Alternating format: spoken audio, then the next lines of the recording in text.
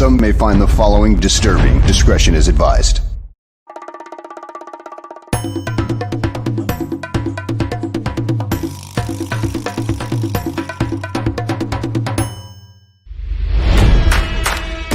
Never before in the history of sports podcasts have two men brought you opinion and analysis like these two.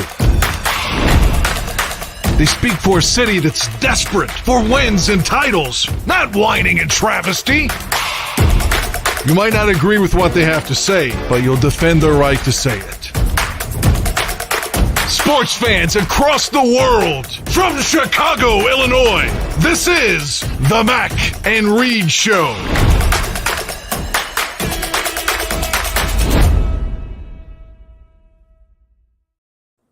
Good evening, everybody. Welcome into another edition of the Mac and Reed Show right here on the Barroom Network.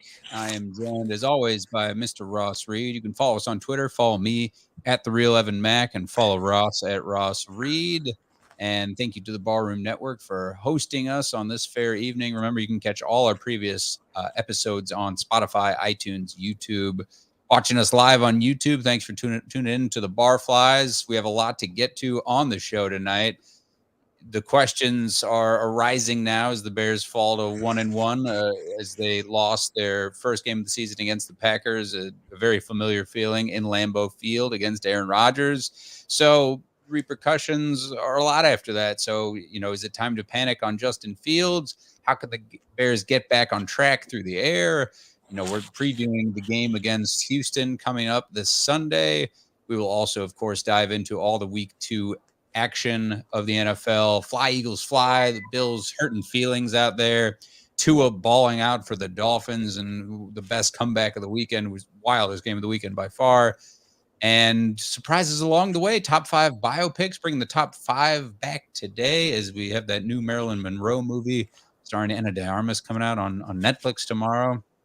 Gotta love her. Top 5 biopics. That's fun. That's a broad category. We'll get to that. And to begin, how you doing, Ross? You were at Lambeau. What's good? I was at Lambeau. I know this is blasphemy to say as a Bears fan, but Lambeau Field is top 5 sports experience that you can have in this country. It is really it's hard to top it. The stadium is amazing. It's planted right in the middle of this town. We got an Airbnb that was literally 4 blocks away. You're just walking down the street with a spotted cow. Everybody's walking around with a case of Busch Light. There's like 3 bars in the whole city that everybody goes to. It's really a blast. I implore everybody to go to Lambeau Field and take in a game there. Obviously, the outcome was not what we expected, but outstanding experience as always. It's a terrific. It's not a bad drive. About 3 hours from the Chicagoland area. But it's a great experience as always. Go see Bears Packers. It has to be on every Chicago sports fan's bucket list. Yeah, I'm jealous that you have gone. I know a lot of people have made the pilgrimage to Lambeau just for the experience. I would certainly like to be on the winning end, but I know a lot of sad Bears fans from over the past years as the Bears have been terrible. They still say it's just one of those, again, top 5 experiences for a sports fan, one of the best stadiums around, so welcoming. And, talking about it must have been pretty miserable, Ross, as the Bears fell. They started off pretty strong, scoring first, but then falling ultimately 27-10, looking pretty familiar as Aaron Jones paved the way. Aaron Rodgers was really efficient on the day. Sammy Watkins turned 3 catches into 93 yards. He's spreading it around to Lazard. It was just Aaron Rodgers doing Aaron Rodgers things. And the Bears looking pretty lost, right? And we went into this game thinking it was going to be a little less even than the 49ers. The 49ers, of course, we know, a pretty good team, and we'll talk about them later in the show as they suffer a pretty big setback at quarterback. And that was a sloppy game that kind of neutralized the offenses a bit and kicking games, defenses. It was just a game of better chances. One team was taking over another. But talking about this Bears-Packers game before we, of course, preview Lovey coming back to town and playing the Texans, which should be a bit more even at the bottom of the ranks of the NFL. The offense, you never want to peak too early and show all your tricks, and it certainly looked that way. You thought, like, man, I've seen this before. We've seen this on Sunday night where Bears jump out ahead and they look good. And they're having this gimmick play, and Equanimous St. Brown has a big gain. And then Justin Fields is looking sharp, offensive line looking sharp. And, right after that, after the Bears went up 7, it was just all Packers from then on. And it was a big disappointment in all phases to me. It's the same old story. It was deflating from a fan's perspective, as all of you know out there. That these are very hard fought games, and Green Bay looked like they were going to give it up at the end too, or give the Bears at least a chance. But to the first question, when of course we're evaluating how we got to this point when the Bears lost this game to the Packers, a lot of it's going to fall on the quarterback, and we knew that Justin Fields was going to have a tough time against this defense and tough crowd in Lambeau Field. So to Ross's question that he poses, in this rundown, is it time to panic? Man, this goes back to preparing Justin Fields to be successful. To me, it just comes back to him obviously having a solid offensive line. He's got to have weapons to throw to, which he's not fully healthy. You didn't have Velus Jones, and it looks like Darnell Mooney and those guys and Pringle. It looks like the chemistry isn't quite there yet. Perhaps most important of all, though, just didn't make sense to me and to a lot of fans and to critics of the team across the NFL. You have to have opportunities to make throws and make plays. And 11 times throwing the football is just not nearly enough times to make a dent into this deficit that was pretty early on going into the half. I just didn't understand it. To me, it comes back to that when you're grading Justin Fields and thinking about, is it time to panic? If the coaching's still like this, then yes, man, you're not giving the guy a chance. Josh Allen threw it 38 times last week. Jalen Hurts threw it 31 times. Mitch Trubisky threw it 33 times, and he completed 2/3 of his passes. That tells you anything.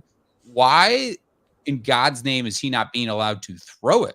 Like, what's going through your mind to stunt his development at this point and his progression as an NFL quarterback? Why are you letting this happen? It just boggled my mind to see, as much as this loss falls on all these players and the coaches and all the staff. They'll all say the same thing.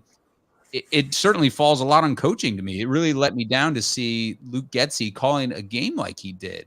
You ruined a big game from David Montgomery and some big opportunities late. I think largely because of this play calling. It was, you're not in the fucking downpouring rain. Let him throw and give his team a chance to make plays. So, Ross, to answer your own question, is it time to panic with Justin Fields? What say you? You know what? No, I don't think it's time to panic with Justin Fields. I think, for a young man only has, I think that was his 12th or 13th start in the NFL right now. I think there's still plenty of time for him to show us the kind of quarterback who he is. I think we have both maintained that we want to see how this entire year, kind of comes to fruition, right? All 17 games this year before we really start to kind of see the quarterback who Justin Fields is. I completely agree with you. The game plan was rough. The Bears were, obviously very successful on the ground, especially in the second half of the football game, but it didn't really equate to anything meaningful. I know they got 7 points taken off the board because of a questionable call near the goal line there in the fourth quarter. But, the fact of the matter is, you hit on the head. You're in this league, you're going to have to be able to put the football in the air in order to win some football games, right? And, the Bears are coming out and saying they want to be this run first ball control offense. And, that all sounds great in theory. Can you take a guess where the Bears are at right now in time of possession through 2 games this season, where their ranking is? Oh, probably dead last. They're close. They're 29th in the league right now. You know what I'm saying? So they're 29th in the league right now. So when you're a run first football team and you still have one of the worst time of possessions in the league, it goes to show you that that's not successful. That's not how you win in 2022. At the top of the league right now, you've got San Francisco 49ers, Cincinnati Bengals, Cleveland Browns, Philadelphia Eagles, Miami Dolphins, right? You see a lot of pass first teams on that list. The Dolphins, I don't even think they're even close to running the football right now. They have 2 guys in the top 5 in receiving yards right now with Waddle and Tyreek Hill. So, I know when you look at the numbers, it seems like Luke Getsy called a more balanced passing attack.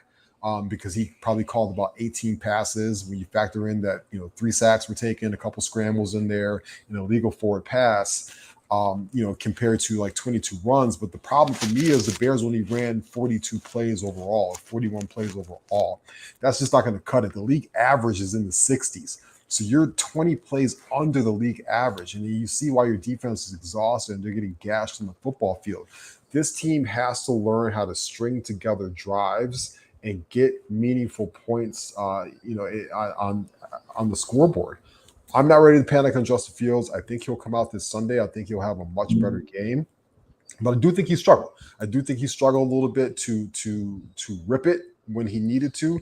There's a couple plays and a couple of throws that he left out on the field to me. I think he's playing too safe right now. I think the right side of that offensive line, Larry Borom, did not have a good football game. I sat there and I watched that offensive line. He struggled mightily. Rashawn Gary is a great pass rusher, and he just couldn't do anything against Gary all day. So, I'm hoping that right side of the offensive line, these tackles play better. Give Justin more time, and I want Justin to. I feel like we've been preaching about this since before preseason. 3-step drop, throw. 3-step drop, throw. 3-step drop, throw. I want him to get into a quick rhythm and get about 8 or 9 completions underneath his belt, get these receivers some touches, and then all of a sudden you can start your play action. You can start taking your shots down the field, right? Justin is a big game, a big play quarterback. He wants to hunt down the field, but you still have to get him into a little bit of a rhythm early on. I always remember when they would talk about Bill Cartwright or even Kendrick Perkins during the championship years.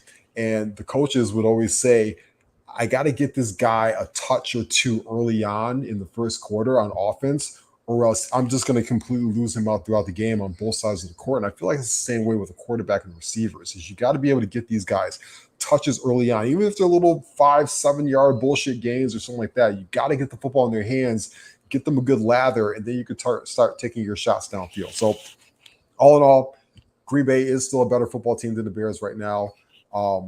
I think there are some pluses that you could take away from that. The running game did look good. David Montgomery looked great. I think the interior of the offensive line is really coming together right now. And the defense did hold Green Bay to 3 points in the second half, right? So, that was, that. So. I love it in the chat. Sorry, continue, Ross. That made me laugh. So those are the encouraging things about it. I do think that Justin is going to be okay. Listen, if you put his numbers side by side with Josh Allen's first 13 starts, they're almost identical to each other. It comes back to us saying it takes a lot of these young quarterbacks more than 12, 13 starts before we figure out who they are. Everybody was ready to write off Tua Tagovailoa, and he shows up with almost 500 passing yards on Sunday, right? So with all that said, I hope that Luke Getsy comes out with a much better game plan. I'd like to see the Bears start to throw the football more on first and second down, right? Get into third and short plays, and then all of a sudden, a lot of those big plays will open up downfield. You get Justin Fields more comfortable. Yeah, if you tune in for anything else during this show, it's for the Lovie Smith bot with his terrible grammar. You guys will panicking after we shut you down. Well done, Lovie. He's ready for his return. Across the bottom of the screen, it mentioned that Luke Getsy called 19 pass plays, and whether it's a turnover or a blown player sack, that's what it came back to. And Ross said it exactly. It's too early for me for the Bears to panic with Justin Fields, or Bears fans to panic for that matter, because it's 2 games and it was just the same script that we thought we'd seen over and over again with the Bears going into Lambeau, and one of the toughest places to win a football game. The Bears just have not traveled well into Lambeau over the years at all. So it just falls on the offensive line. It certainly falls on wide receivers, falls on the coaches across the board. We didn't talk about the defense much. The defense certainly had their moments of getting after Aaron Rodgers, and it looked like, again, this Packers team is not unbeatable. I hate to see it seems like every time this happens when they play the Bears on the first or second game on Sunday Night Football, they're put in the top 5 of the league right away. that team's not that good. They almost blew the game late in the game, and Bears just obviously shot themselves in the foot many a times. And let's not forget the refs also give them the benefit of the doubt many times. The touchdown that should have counted with Justin Fields could have been a big momentum swing, and we all saw that it was a fucking touchdown. I don't know what you're watching at home or what you're watching on the field, but whatever they're paying you, it's not enough. It was ridiculous to me, but that's just a fan of me griping as well. Your David Montgomery take, Ross, did not age well, but that's maybe you lit a fire under his ass, and I love to see it because you're going to need him throughout this season when you want to run a balanced program and run a balanced offense, I should say, with 122 yards. Man, he looked like the only guy who had any fight left him in the second half. He was looking like the David Montgomery that we love, who's just breaking tackles left and right and extending plays. Like he just would not run the way that the play was designed and bounce off, outside the tackle. It was incredible. A great effort from David Montgomery. He looks like he has a chip on his shoulder, and I love to see that competitive edge. Yeah. But it comes back to with the offense and the rest of his team as they prepare to rebound against Houston and hopefully get a dub against the former Bears coach, Lovie Smith, and just a really shitty franchise in a similar place as the Bears, kind of rebuilding. But the Bears have obviously many more pieces than Houston right now, especially at quarterback. These losses, like I'm reading Three Ring Circus right now, and a big part of Phil Jackson's coaching philosophy. Three Ring Circus is about the first three-peat with the Lakers dynasty in the 2000s. But Phil Jackson, the coach at the time, you need those losses sometimes because it just brings you back down to earth, and it really makes you evaluate each guy and look at yourself in the mirror and reevaluate your own performance as much as whether it's a coach, whether it's the kicker, whether it's the quarterback. They're all going to be reevaluating things going into this Sunday. And I know that like Justin Fields also too, what we haven't even scratched the surface on is him and his comments about the fans. It was in passing, basically talking about the guys in the locker room who put the work in and then eventually apologized because Bears fans took it the wrong way. We don't have anything to apologize for. You're right. I mean, we get it you and I certainly get it, Ross, from that quarterback's perspective. And he bleeds out there for his teammates and going from last year to this year and trying to flip the script and trying to build a winning franchise when it's been down at the bottom 5 of the league for so long. It is abysmal and it's tough. And it is these Green Bay games just, they're going to have to play them again later in the season. It's tough. Those are the toughest games by far when you go into that Lambeau atmosphere and Aaron Rodgers is still doing Aaron Rodgers things and Aaron Jones with the sunglasses and the sombrero. Like it's humiliating performances, right? It was, yeah. I mean, a couple things. Number one, I've been in quite a few NFL stadiums in Soldier Field a lot. That was the loudest stadium I've ever been in on Sunday night. I've been to Lambeau before, and that was still the loudest stadium I've ever heard in my life before. They were all juiced up and ready to go. Evan, they were walking around drinking at 9:00 in the morning in Green Bay for a 7:00 game. They were ready to go. And I'm not putting that as an excuse for the Bears to lay an egg, but it was truly a hostile environment. I don't think you could really grasp on TV how loud it was at that game as in the stands. Number two, you talked about I love the Phil Jackson point and looking in the mirror. And I'll give you one guy that needs to do exactly that heading into this weekend. I thought Roquan Smith played like absolute dog shit. He looked bad. He wasn't getting off of blocks. He was getting gashed in the running game. This is a guy that's supposed to be the best player on the defense, the leader. He's supposed to be able to set the tone, and he was nowhere to be found out there. It was just absolutely trash for him. And this is a guy who wants to get paid $22 million a year. I'm sorry, but right now I don't see it. And he has got to come out with a much better effort starting this Sunday and the rest of the season if he wants to get paid the kind of money he wants to, because right now Ryan Poles looks absolutely correct in not giving him that kind of money. I thought he looked like dog shit. It was a tough game for the rookie, Kyler Gordon. He was picked on all night long by Aaron Rodgers, especially when he was in the slot. That's kind of a trial by fire. You got carved up by a Hall of Fame quarterback. That's going to happen. I think that Kyler Gordon, who's going to be a good football player, is going to be able to rebound and bounce from that. I thought when he was playing on the outside, he looked a lot better. He broke up a pass that would have been a touchdown to Sammy Watkins, but he batted away. So I thought he looked a lot better there. And another guy who has to look in the mirror, Cole Kmet was dog shit too, and he has got to be a better football player. He, drops passes at this point. He can't get open. He was absolutely dog shit in the blocking game, in the run blocking game. If you go to Dan Durkin, who's a great follow on Twitter, he works with the Athletic. He broke down about 5 plays from Cole Kmet, all run blocking plays, all of them getting his ass getting smoked.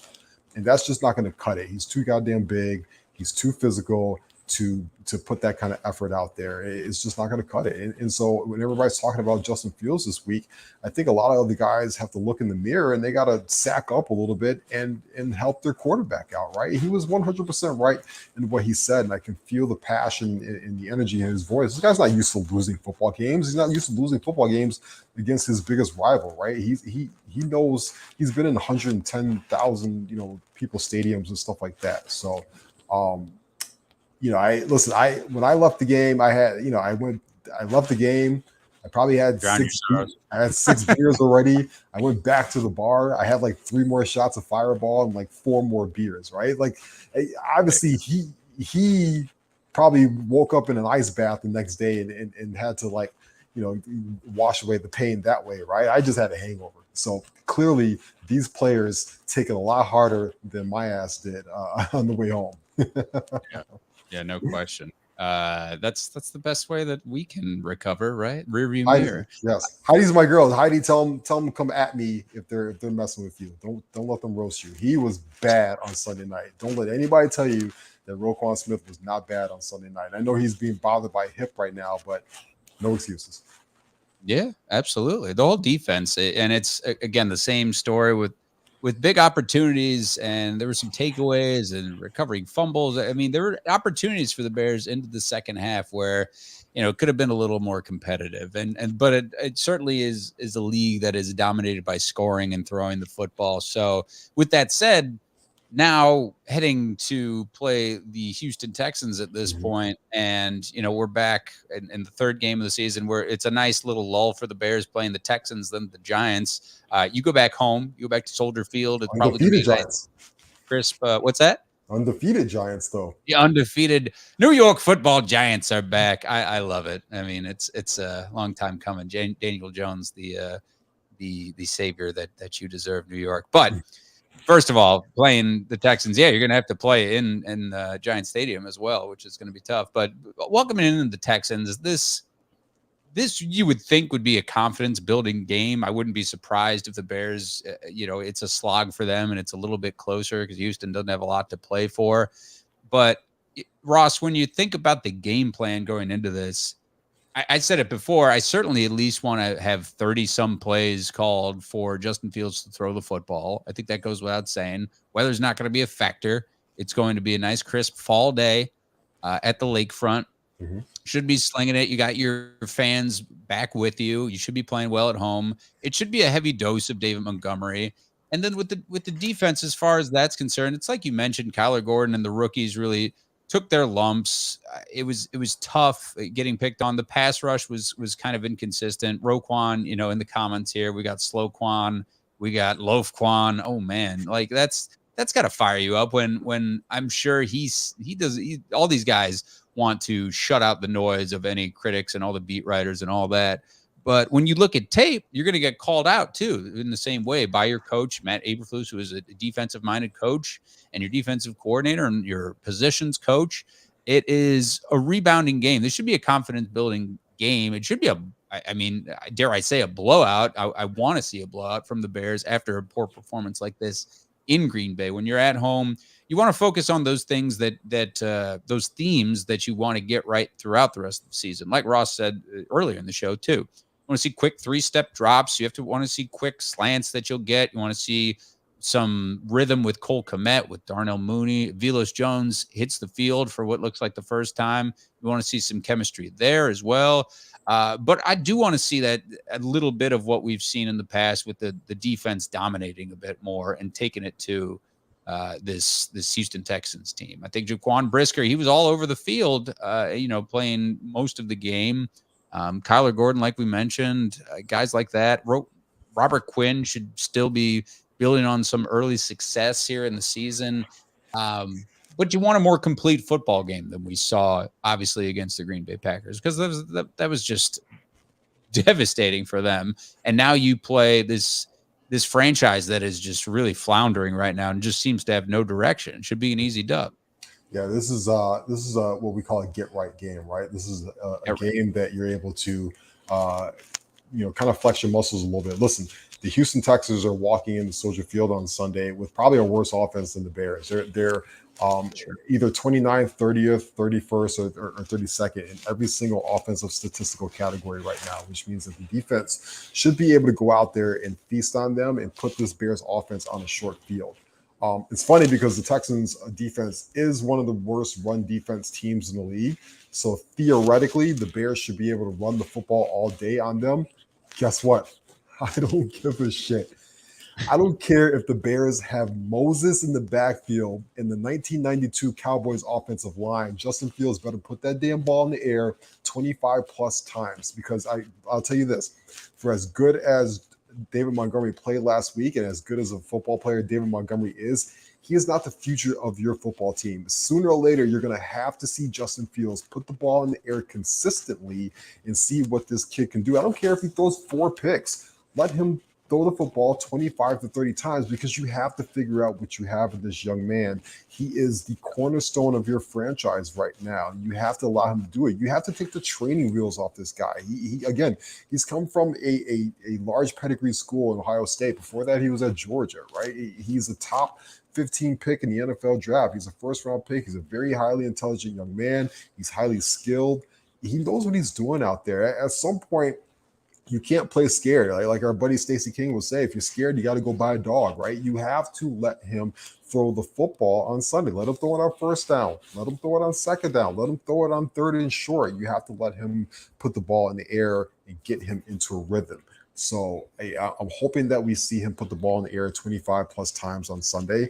I think that if we do, I think he'll respond very well. I think the Bears could be able to put up a big game. Right now, Vegas is kind of disrespecting the Bears a little bit. This is only they're only 2.5 point favorite, despite the fact that they're at home against a really bad football team. They're not even giving you the customary, -3 on the line. They're 2.5 right now, and the over/under in this game is 40. That stinks. It's like you said, it's going to be a beautiful day on Soldier Field. There should be no reason why that football should not be tossed around in the air, and put some offense on the board. Yeah, put points on the board. You just saw, Houston coming off a 9-point effort, all field goals. They couldn't even find the end zone against the Broncos, and then the tie the week before that. I gotta say, it comes back to, of course, Justin Fields and just letting him rip it. Let him do what he did in a sort of college type offense. You have nothing to lose. Throughout this season, the expectations, we knew that, going into game 1, game 2, and throughout the season, that this was a rebuilding year for the Bears. See what you have and build some confidence with Justin Fields and go on to the next year with a better idea of who you keep on defense, who you extend, who you keep on offense, who you extend, and what you have in the coaching staff, and what you have in Ryan Poles as the new GM of this franchise. It is a get-right game. It looks like one of those games where the Bears should certainly have a heavy dose of David Montgomery, like I mentioned earlier, and then, let Justin Fields rip it. And let's see some takeaways from the Bears as well. Let's see them thump the Texans. That is dog shit that they, only have that 2.5 point, advantage going into this game. Favorite, yeah. So you need to have well over 60 plays on Sunday, right? That gives you ample plays on both offense and in both the running game and the passing game. Going back to an earlier point in the comments, I would not be outraged if Justin Fields threw 4 interceptions. I get more outraged by him throwing 11 passes in a football game. I'm sorry. I don't give a shit. In 2022, in this offense, Joe Burrow threw 4 interceptions in week 1, and that guy was in the Super Bowl last year, right? Shit happens. I don't give a damn. I need to see him throw the football 30 times, 25 to 30 times a game, because if he's bad, then he's bad. But we got to figure it out. You're not going to figure it out if he's throwing the ball 11 times a game. So you got to let him put the ball in the air, and he's either going to figure it out or he's not. But I need to know, starting in these next couple of weeks, the kind of quarterback we have and 11 passes a game, that ain't going to cut it. Burrow also almost won that fucking game. Like, that's a terrible example. I think, looking around the league, as we'll get to in a second, final thoughts on Bears and Texans matchup here. If you're the Bears, you know that you're that bottom 5 of the league, and still the national media is not laughing at you, but they are certainly like, I told you so to all the people who listen into them, the Skip Baylesses of the world, the Stephen A. Smiths. And for these guys, it should be a reset, right? And it's 1-1. You've lost your one away game. You could improve to 2-1 and still have a bit of confidence going into the Giants game, and then getting right back into some NFC North play, which is the most important evaluator going into the rest of the season when you play the Vikings in week 5 coming up after that. So parting thoughts on this matchup, Ross? We'll give predictions at the end. No, I'm excited. I'm going to back-to-back games. So if you're in Soldier Field this Sunday, holla at your boy. I'll be there again. I'll be taking my lovely wife to the football game. So maybe only two fireball shots this time. Oh, the Reed's out, man. Post wedding too, or no? That's next weekend. I'm sorry. That'll be something. Yeah, that's good. It's fall is here, man. This is gonna be. It'll be very beautiful by the lakefront. Speaking of the Bears too, we'd be remiss if we didn't talk about the Hall of Fame nominations that came out. Of course, Devin Hester and Olin Kreutz and Lance Briggs and Charles Tillman. To me, this is still mind-boggling that Devin Hester is not getting his dues as the best at his position of all time in everyone's eyes. To me, I don't know how you can argue against it, and he's not in the Hall at this point. But we love all those Bears players so much. Olin Kreutz, just a maniac. Lance Briggs and Charles Tillman, great. Charles Tillman get in the Hall just because every fucking broadcaster uses the peanut punch whenever we hear about a fumble play, a forced fumble play. So get him in there. I do. I think that Tillman and Hester are the best chances of that group to get into the Hall. I don't know if it's going to happen this year. There's some pretty stacked names on that list. Even a guy like Jared Allen can't get in right now, despite the fact that he's top 10 in sacks of all time. But I do think that eventually both Tillman and Hester will get in. They might have to wait another year or two, but eventually they will both get in. That's my prediction. He not forcing 42 fumbles in 12 seasons, man. Ridiculous. He had a 10 in 2012. God damn, unbelievable. And Hester, as we know, the all-time leading punt returner, kick returner, just electric. I was lucky enough to see him return a kick once live. It was incredible. Something else. Yep. So to the rest of the league, and man, football certainly swinging into week 2, and the favorites are there. Obviously, the Bills, like I talked about, are just thumping teams and just looking like every bit the Super Bowl favorite that they should, as they just routed the Texans and almost shut them out. Stephon Diggs with 3 touchdowns, Josh Allen with 4 touchdowns, the 3 of them 2 Diggs. Just nuts through the air, this passing attack, and the defense obviously just as good as last year. And then, coming off the game earlier against Detroit with the Eagles, Jalen Hurts looking really good as well out there, and has a shiny new toy in AJ Brown and good. I don't know which receiver was saying it. 3 Batmans in AJ Brown and Quez Watkins, and I'm forgetting the third receiver. Devontae Smith. He's the skinny Batman. That was great. But they look like a favorite in the NFC right now as well.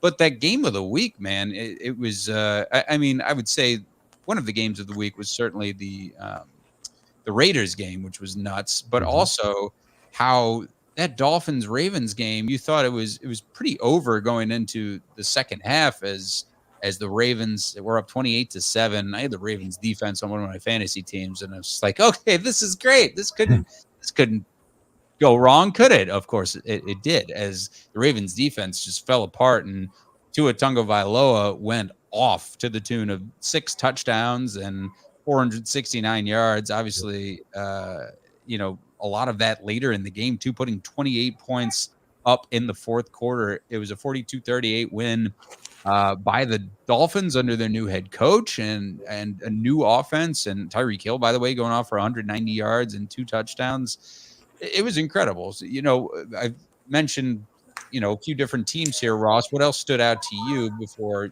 or the Dolphins' performance can stand out the most to you? But what else from week 2? Yeah, even lost in the shuffle of that game. Lamar Jackson was like 21 for 29 and over Yeah, he 300 lit it up yards too. and over 100 yards on the ground. Everybody's like, Dang. they don't even talk about him anymore, right? Yeah, That was an outstanding football game. I'm going to give you one team that was really impressive to me on Sunday because I think that it's going to be a foundation for them setting going forward. The Jacksonville Jaguars just took it to the Indianapolis Colts. They won that football game 24-0 at home. I thought the Jacksonville Jaguars should have won in week 1 against the Commanders, but they made a lot of mental mistakes, but I thought they were the better football team. They cleaned them up in week 2. That's a testament to their their veteran head coach, Doug Peterson, who obviously has a Super Bowl win with the Philadelphia Eagles. Trevor Lawrence looked outstanding. He had 235 yards. They've got 2 running backs there in Robinson and Etienne. And Christian Kirk, everybody made fun of Christian Kirk and the Jaguars for paying him all that money and stuff like that. Guess what? Christian Kirk is top 5 in the NFL right now in receiving yards. He is earning every last dime that they gave him. He's proving to be a number 1 receiver for Trevor Lawrence. So shout out to the Jaguars. I think that you might be able to still get plus odds of them to win that division. It would not shock me at all because I think the Colts stink. Matt Ryan looks like garbage. Michael Pittman Jr. is having some injury issues right now. So that was a really impressive win to me. Obviously everybody's going to talk about the Buffalo Bills, right? But 2 teams for me on contrasting views, right? Number 1, prayers out to Trey Lance. Number 1, I hope that he recovers physically. I hope that he is okay mentally. Because that young man has gone through a lot over the last few months. I think we forget that these guys are human beings and we just kind of treat them like robots. I can't imagine what he's going through right now. But that is a different team with Jimmy G under the helm, in my opinion. I think they have a Super Bowl roster. He's obviously taken them to a Super Bowl before in an NFC Championship game last year. And I think that now he's going to be the quarterback for the rest of the season. You got to treat that football team a lot differently than you would have a couple of weeks ago. That is a dangerous, dangerous football team. And you saw it on Sunday. Obviously, Seahawks are not much competition, but they took it to the Seahawks. That to me is a scary football team going forward. I'm glad the Bears got that W out the way already. On the flip side of that, the Denver Broncos, man, I mean, to put up only 16 points against the Texans, Russell Wilson was absolutely terrible. I think he was something like 11 for 30 something for 31 in passing or anything like that. He looked absolutely bad. And then you have to wonder now, did they make a mistake by trading for Russell Wilson, who I don't know if he's paid him a lot of money too. Right? Yeah. They paid him a lot of money. They gave up, multiple first-round draft picks and players to get him there. And, I've always maintained if Russell isn't moving and scrambling and on the run like he did in his prime, he's not doing that anymore, then I'm not sure how much of how proficient he's going to be at quarterback. And I'm a little worried about that situation. I think Nathaniel Hackett is an idiot. I don't think he's a very good head coach. I think he's in over his heels a little bit. Obviously, there's still plenty of time for them to right the ship, but also there isn't, because you're in a division with Pat Mahomes, and then you're in division with Derek Carr, and then you're in division with Justin Herbert. Those are 3 outstanding teams. Those are 3 outstanding quarterbacks. You start falling behind a little bit, or you're going to be out of that playoff race like that. And they didn't trade for Russell Wilson to go 7-10, right? Or 6-11. They traded for him to go to the playoffs every single year. So I'm watching that situation going forward and kind of seeing how it shakes out. Russell needs to get back to old Russell, moving around, moving out of the pocket, scrambling in order for him to be effective. He's going to sit back there and have his little 5'11" ass back there. He's going to get his ass kicked. And he's going to happen. What's going to happen to him going forward is what's been happening to him the last couple of weeks. Yeah, no question. Nomad points out, just give him time in a new offense. You don't have time. You don't have time. Pat Mahomes is in that division. You don't have time. Yeah, bro. You got to go. You're already into week 3 and you're putting up 16 points. You've been here before, man. New offensive or not. You have all these weapons around you. You have one of the best young running backs in the game, Javonte Williams. And I know what Ross said about the head coach, but dude, you gotta go. You gotta go. And Russ is familiar with this sort of scenario. To your point about the Niners, it's so tough for Trey Lance to go down, and thoughts with him, and hopefully he has a good recovery. But we've seen this story lying before with Jimmy Garoppolo coming in and playing so well for the 49ers team that's loaded with talent, and Jeff Wilson Jr., running the football, and obviously Debo and Brandon Ayuk as his receivers, and putting up 27 points on Seattle this past week. Like, who's to say they can't compete really effectively in the NFC West now, when it looks like the Rams are certainly struggling? I haven't even talked about them in these first couple weeks. That Super Bowl hangover seems to be real, but Jimmy Garoppolo comes back to him being really effective in that defense with Nick Bosa and company. It's going to be tough to play them throughout the year. It's like Ross said too. The Bears got that one right out of the way. Got one against the Niners, and I feel like the Bears will probably have their streak of the last 2 years where they play a Super Bowl appearance. Like, they played the Bengals last year, and then they played Tampa the year before, beat both those teams. One of them won the Super Bowl. The other went to the Super Bowl. I'm not saying that the Niners could be that team, but it may be the Bills. Will be one of these teams on the schedule. As far as the Dolphins are concerned, Ross, are you putting them in the top 5 of the league right now? Is that just no question, or where do you rank them?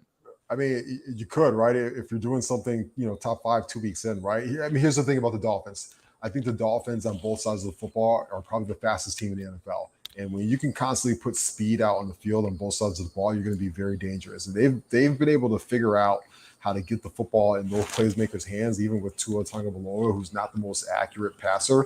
Tyreek Hill, Jalen Waddle, you get those guys out in space, and they're absolutely dangerous. They haven't even gotten the running game going yet. And remember, McCarthy came over from San Francisco as the run specialist, and he hasn't even gotten that thing, cooking yet. I think you're going to see a lot more Raheem Mostert in the backfield for them. Obviously, the next San Francisco guy, and I think that team is going to continue to take off. Obviously they're in a tough division with Buffalo, but outside of that, the Jets aren't much competition for them, and neither are the Patriots for that matter. So I think that they're going to continue to ascend. They look like they can be a 10-11 win football team. Listen, we get 2 games of the week this week, week 3 already. You get Buffalo versus Miami at noon on Sunday. That's a big football game, right? And it's in Miami. It's going to be hot. It's going to be humid. We see how teams do on the road going to, Miami. Let's see which juggernaut, flinches first, right? Because it's going to be really fun to see Josh Allen go up against that high-powered, offense for the Dolphins, and see if they can match point for point with each other. And then Sunday night, right? You flash forward all the way to the end of the night. What did we just talk about? You get the Broncos and the 49ers. So you get Jimmy G and you get Russell Wilson. That's a huge spot and a lot of pressure for Russell Wilson. He's in a home game. It's a Sunday night. And then you get a very confident 49ers team now with Jimmy G coming in there.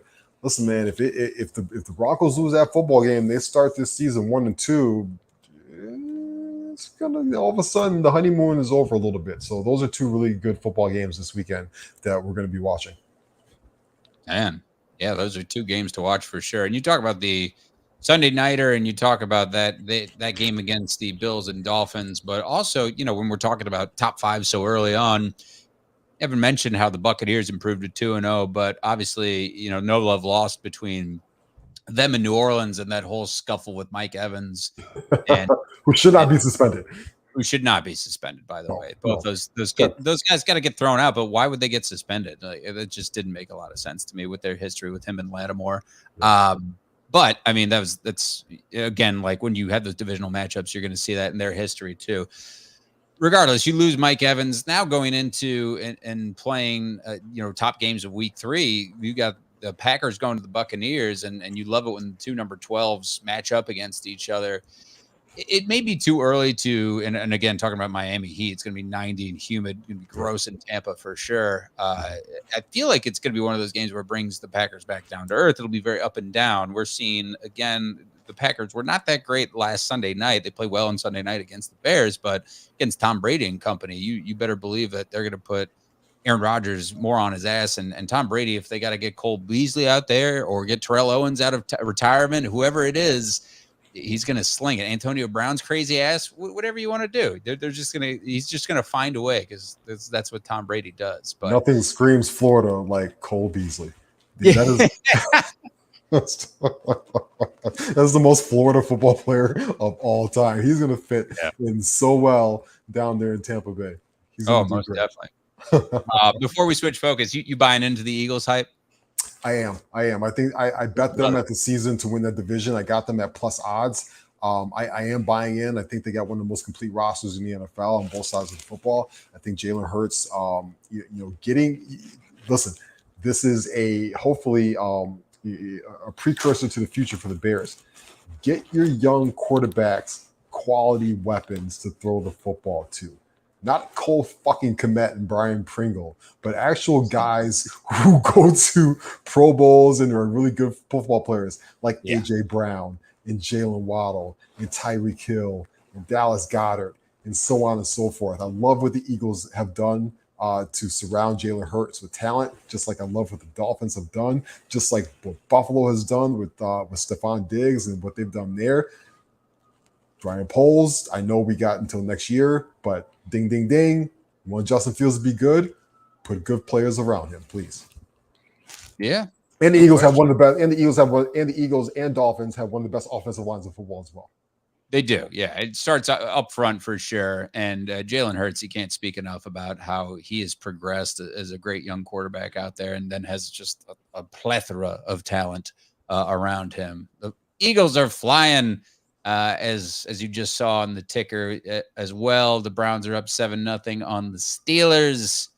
Ho-hum, both 1-1 teams. I don't have a dog in this fight. Keep it right there. I bet the under tonight for the football game. So 7-0. Just call it. End the game now. Sir. I'm good. Yes, sir. We're gonna talk top 5 biopics. Yeah, even right before that, I want your thoughts on Ime Udoka. And I don't nope.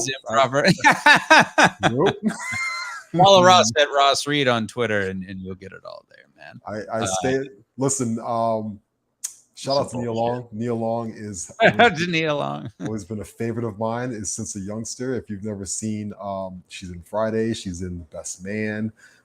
She's a terrific actress. She's a very beautiful woman, even at her plus 50 age now. So I hope she's doing okay.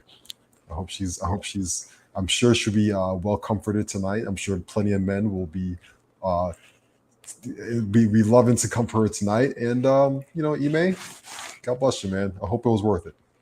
Someone tweeted out like all these dudes sliding into Nia Long's DMs right now. It's just all the guys in the All-Star game shooting the 3-point shots. It was epic. Yeah, that was hilarious.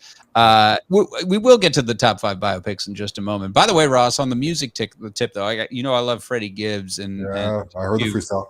If you've you listen to the Funk Flex freestyle, that was pretty nasty and funny interview with it. He's just hilarious as usual, always getting banned from Instagram. Yeah. He's doing that, but he's coming out with his album next Friday. How pumped are you for that?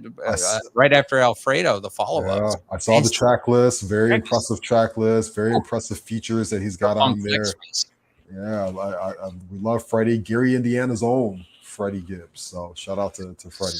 Gary. It's SSS dollar signs. Yes. Dollar sign. Big Rabbit. The day before my wedding, it drops. Let's go. It is.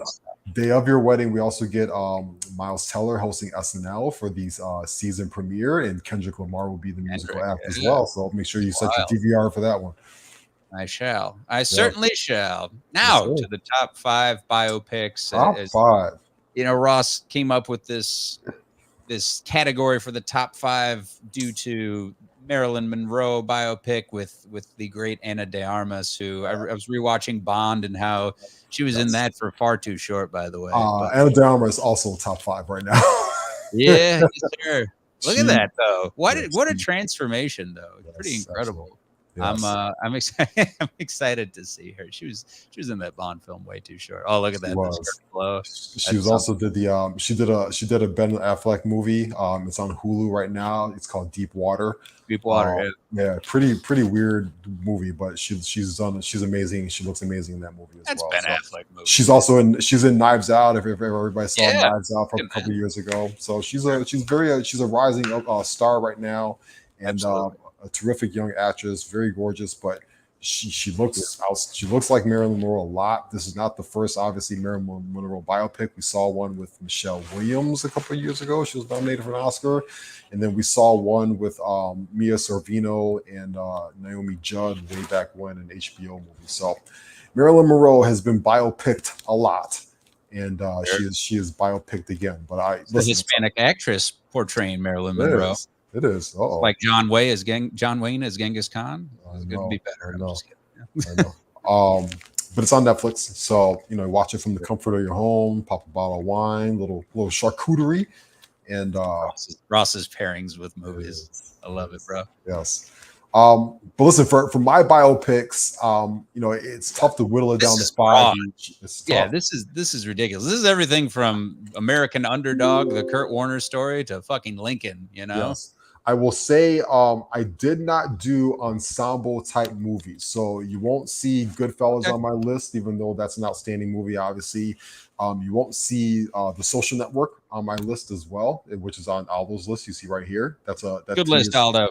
yeah, kind of an ensemble movie list on there. I also left some of the classics off my list. I know people, Patton is high on people's lists, as is Lawrence of Arabia and Gandhi. Those movies are not going to be on my list. Neither is Schindler's List. I've seen Schindler's List once in my life. I never want to watch it again. It's an outstanding movie. And number 6 on my list, I'll give you the number 6, like runner up movie. It's Capote. Oh, R.I.P. push. Philip Seymour Hoffman.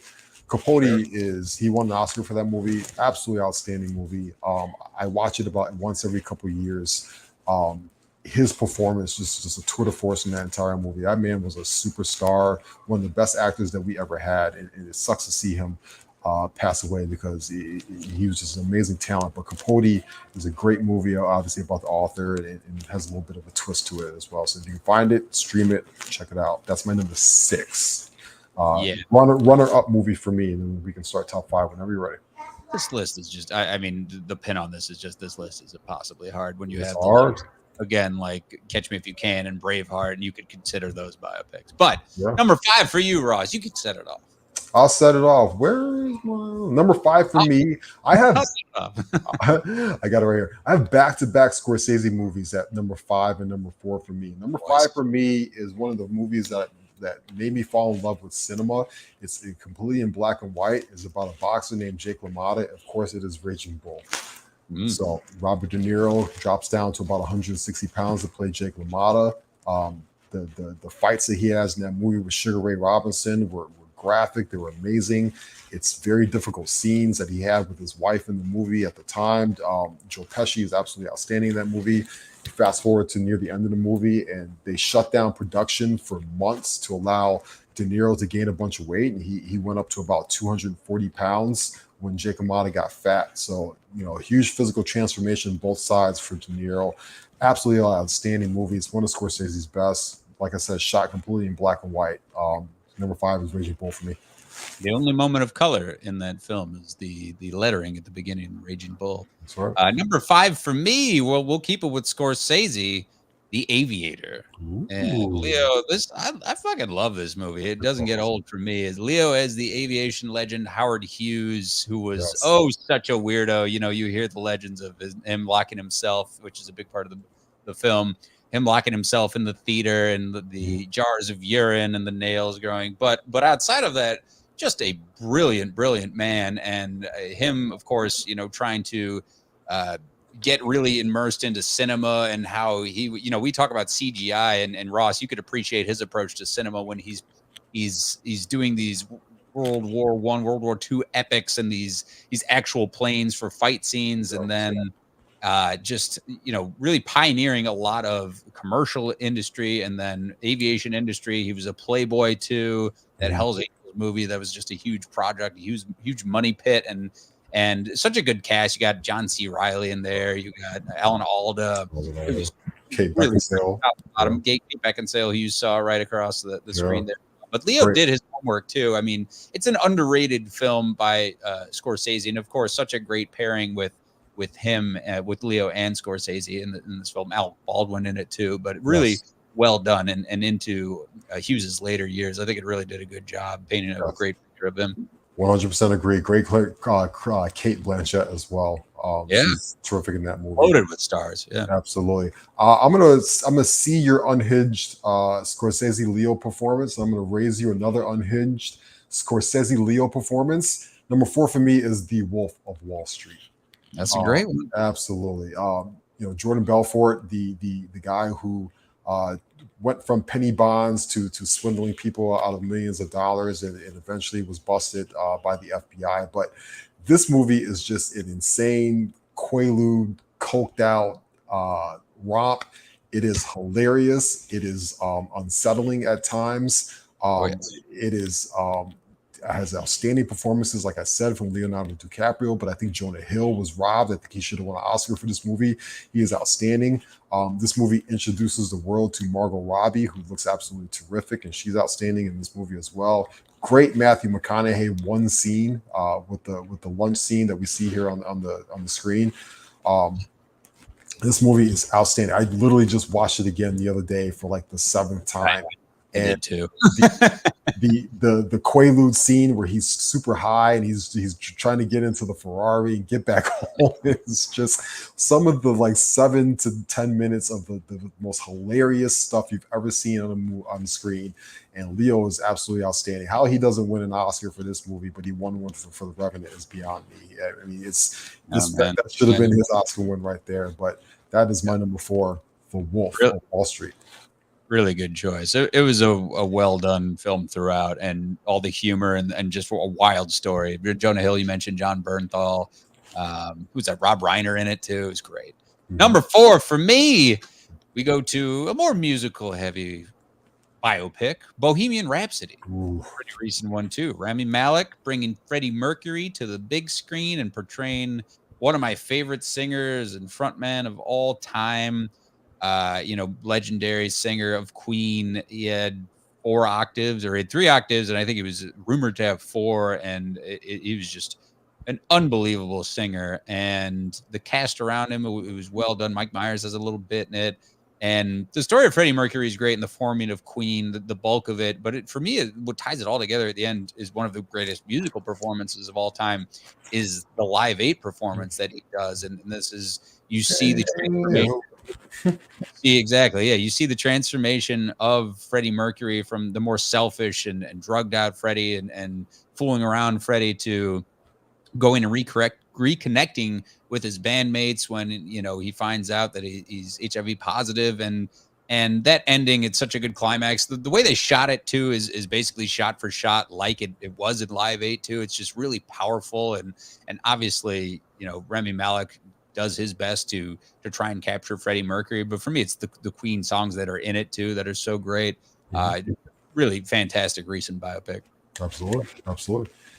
You got a music pick on there for your list. My next one is also a music pick. My next one is a music pick. It's on my list strictly for the performance alone. It, to me, is one of the most amazing performances I've ever seen in a movie. It is Jamie Foxx in Ray, with him as Ray Charles. And listen, he wins the Oscar for this movie. He looks just like Ray Charles. He sounds just like Ray Charles. That is Jamie Foxx singing all of these songs in this movie. Just an outstanding performance. He's playing a blind man. He's singing like Ray. He's playing the piano. Outstanding performances as well from Kerry Washington, who plays his wife in the movie. She's absolutely terrific. But you see the pain and what he had to go through. He was addicted to heroin. He was able to kind of still fight for social justice and fight for his rights. He was banned from Georgia for fighting for his rights. Eventually they let him back into Georgia. They make his song the state song. And it's just an outstanding performance by Jamie. I love it so much. The music is terrific. The performances are terrific. But if you're going to watch it for anything, as always, you watch it for Jamie Foxx. I think he is the most talented person that we have in Hollywood because he can sing, he can act. He's an outstanding comedian as well. He's had a hit sitcom. He's had Grammy, albums, and he's got an Oscar on his shelf too. Him and Donald Glover, right? They're triple, quadruple threats. They can direct, they can act, they can sing, they can do everything, man. Really a great film. Keeping it with music, I did go a little ensemble because this was a recent one. It was so fun and so good. Straight Outta Compton. Yeah.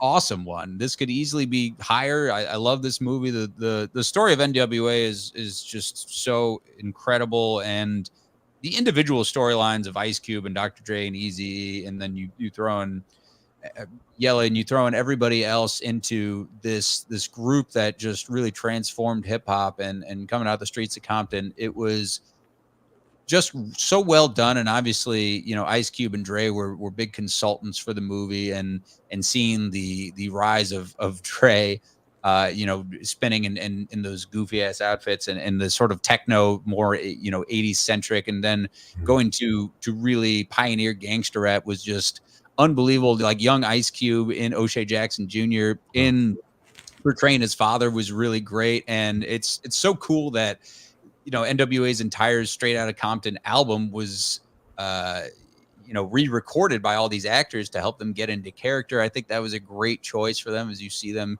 recording here on your screen. And the actors, the scenes where it had the comedy, it had the drama, of course, with Dre's, younger brother dying and Eazy-E's AIDS diagnosis. It was all so well done in the trajectory. The Suge Knight stuff. It was, you had a Lakeith Stanfield sighting as Snoop Dogg. It was really good. It almost felt like, you were cheated out of getting some more, like a Death Row follow-up from this movie.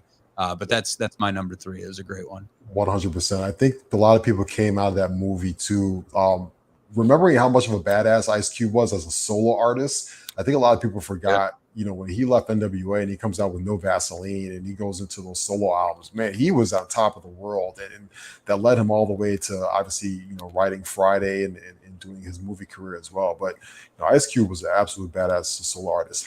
I'm going to go to music again for my number 2, but it is a completely different genre of music. It is Amadeus for number 2. Yeah.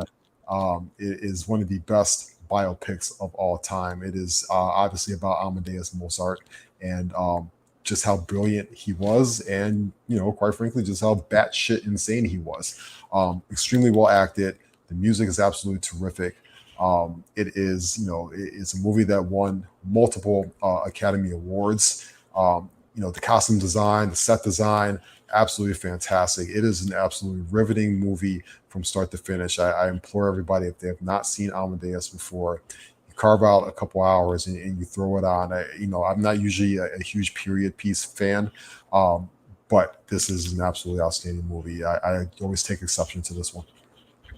Yeah, it's a great one. You saw it on Aldo's list as well. It's the music of Mozart obviously is so incredible too. And we, with a lot of these biopics, the resounding theme is how tortured a lot of these subject characters are, and how a lot of name one genius that ain't crazy, as Kanye used to say, right?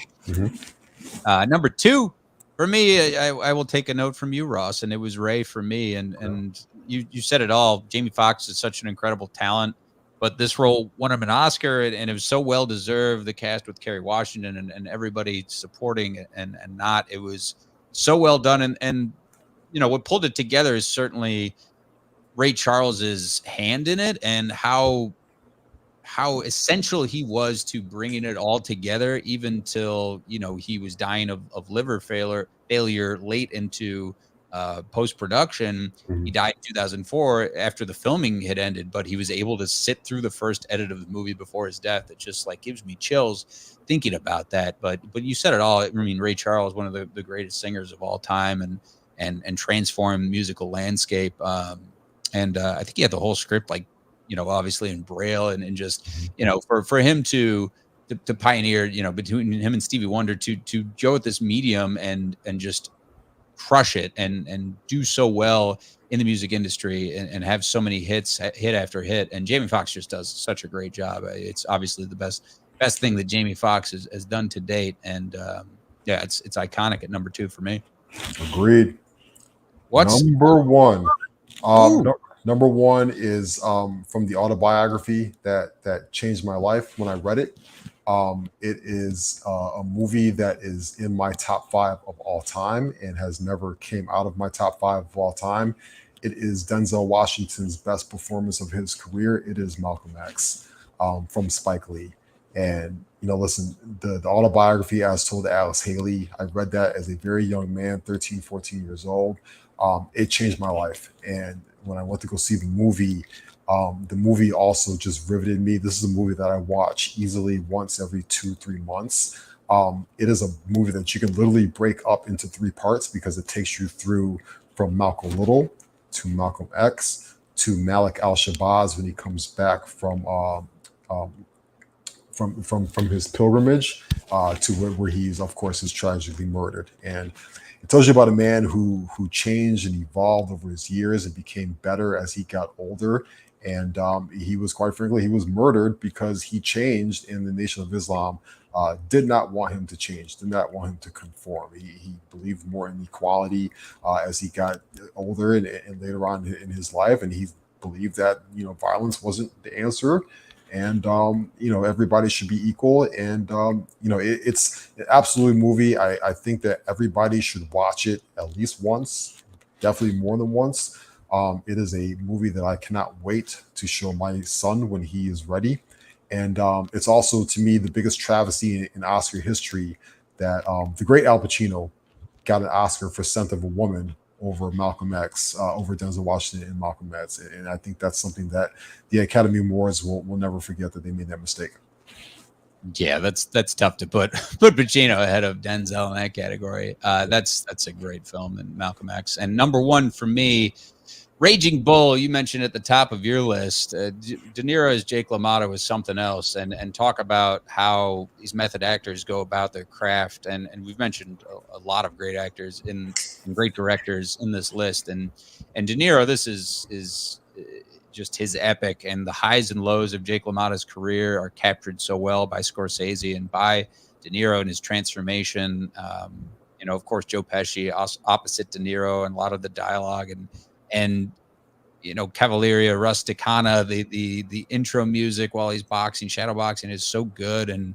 And his life just, you talked about his weight loss and then weight gain is just so nuts. And his Never Knock Me Down, Ray, the lines, there's so many quotable moments and so many just really tough moments to watch too. And that was really what stands out too. The real Jake LaMotta, when he saw the movie, he said it made him realize for the first time what a terrible person he had been.